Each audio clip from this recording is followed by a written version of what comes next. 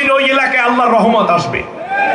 আল্লাহর নবী বলেছেন, যেই কয়দিন কোরআনের কথা বলে অত্র এলাকায় যত কবরবাসী আছে সমস্ত কবরবাসীর কবর আযাবগুলো কোরআনের বরকতে আল্লাহ মাফ করে দেন। আমরা কি চাই না আমাদের বাবাদের কবরগুলো আযাব মাফ থাকুক, আমাদের মায়েদের কবরগুলো আযাব মাফ থাকুক, আত্মীয় স্বজনের কবরগুলো আযাব মাফ থাকুক? অতএব এই 8 দিন তারা কবরবাসী খুব খুশি আছে, সুবহানাল্লাহ বলেন। অতএব এই দিনটা কমানোর চিন্তা করা যাবে না সভাপতি সাহেব।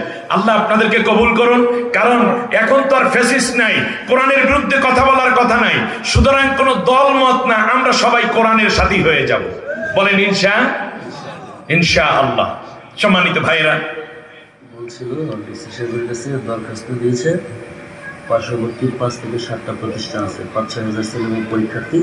এই কারণে হ্যাঁ, আমি এটাও বুঝতে পেরেছি। সেটা হচ্ছে একটু দীর্ঘদিন হলে আগামী বছর আয়োজকদের কাছে আমার দাবি থাকবে, আমরা কেন যেন একটা হচ্ছে বাংলাদেশে একটা রিউমার ছড়ানো হচ্ছে, বাংলাদেশের সবচেয়ে বেশি নির্যাতিত যেই দলগুলো আছে বিএনপি তার মধ্যে অন্যতম একটা।